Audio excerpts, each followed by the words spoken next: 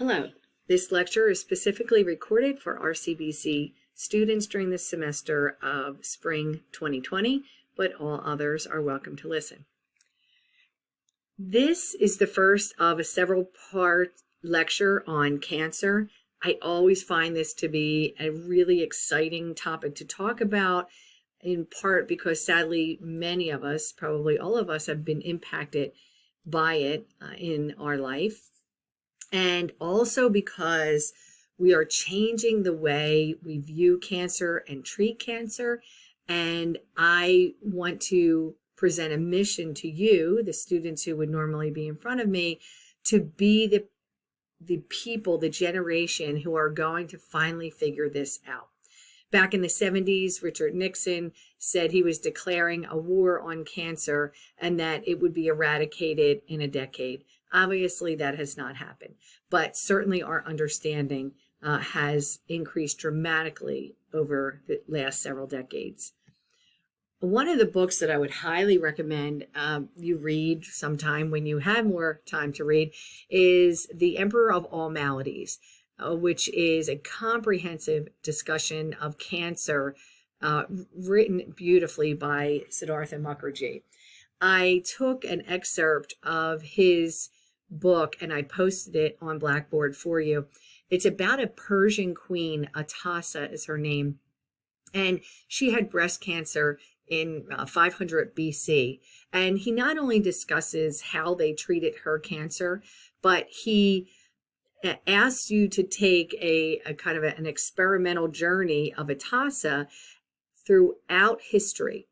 And he moves her from 500 BC to, 50 AD to the 500 AD, 1600 AD, whatever it is, all the way through up until even the future. And he discusses how her treatment changed along that time. So it gives you a great understanding of the history of cancer and where we're going to go in the next several decades as well. So please read that on Blackboard.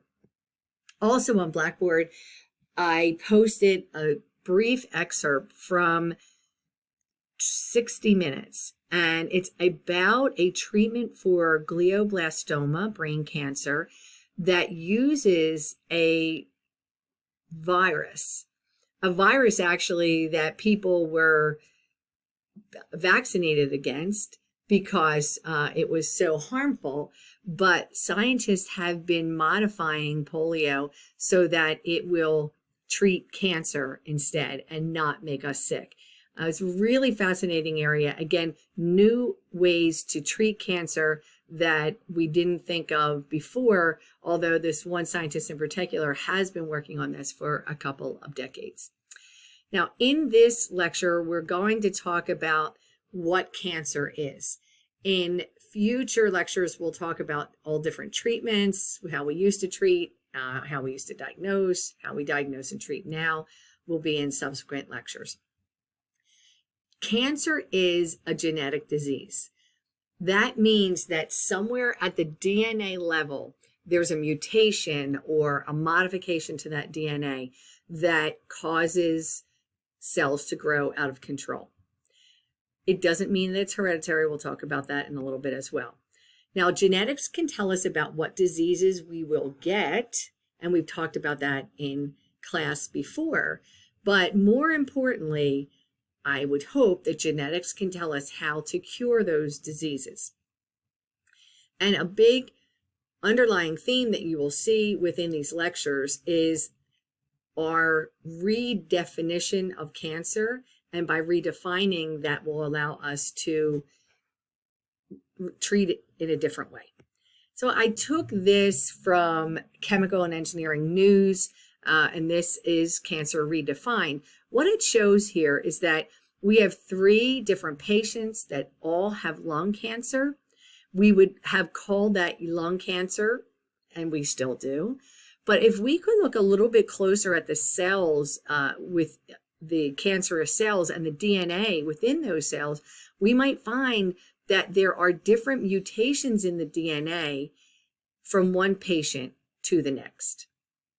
And what that means is that we possibly are treating people for a cancer caused by mutation A, and maybe that works, but we're also treating the people with other mutations with that same cancer, with that same treatment, which doesn't make sense. If you look on the bottom here, the first approval of a tissue agnostic treatment, I'm going to talk about this drug. Tissue agnostic just means I don't care where it shows up. I don't care if it shows up in the lung, or as you can see here, or maybe it shows up in the liver or the colon. What I care about is what mutation do those cancer cells have, because I need to control that mutation when I treat them. Keytruda is a drug. It's a monoclonal antibody. Whenever you see MAB at the end, it's a monoclonal antibody. This is a big protein, and it is very similar to the antibodies that you have in your body, but we've tweaked it. And Keytruda is the first cancer treatment to be based on a biomarker rather than the place in the body where the cancer showed up.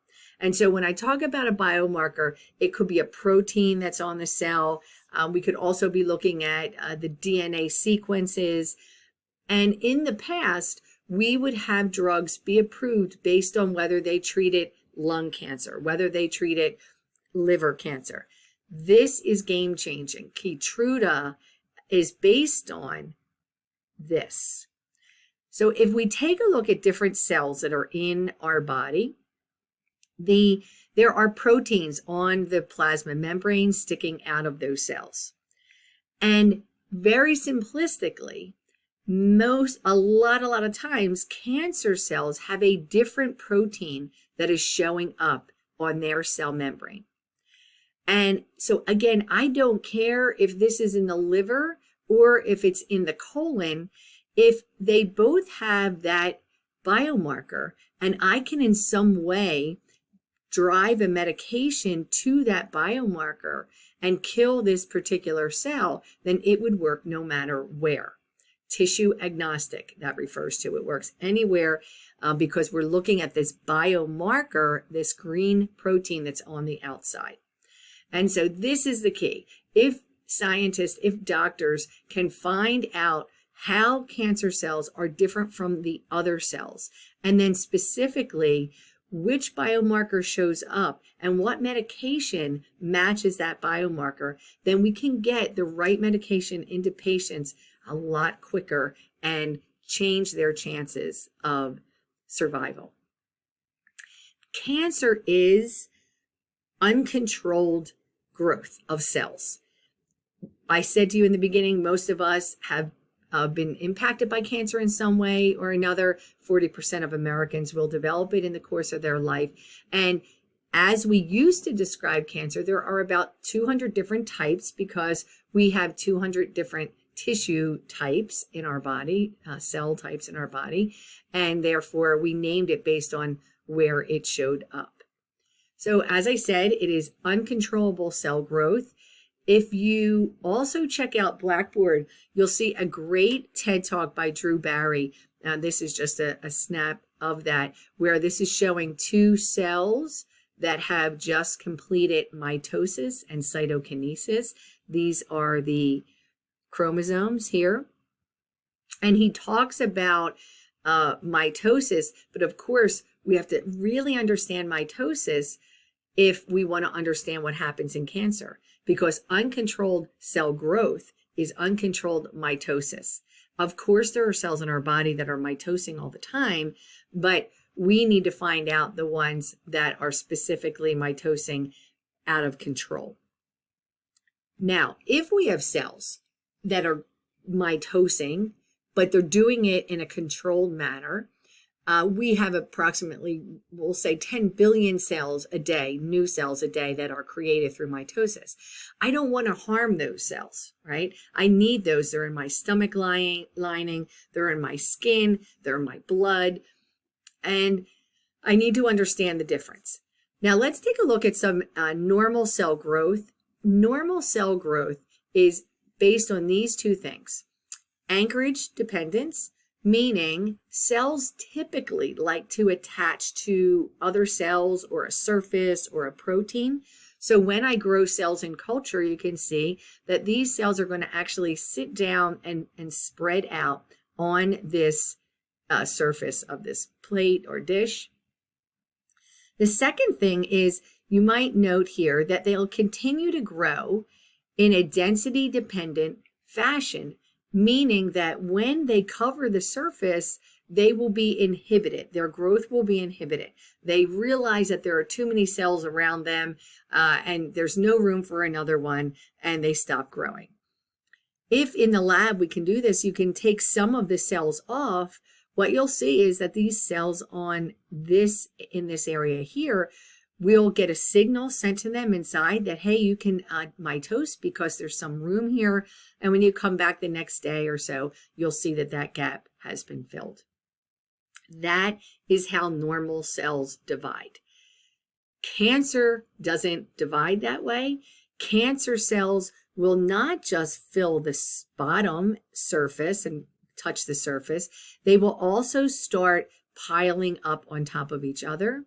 And what is not here, so this is ignoring density dependent inhibition, but what is not shown here is that some of these cells will come off and move into the medium, or in your body it would move into your blood, and that then is ignoring anchorage dependence. We'll stop here for this part, and I will pick up the next lecture, continuing our discussion about what cancer is.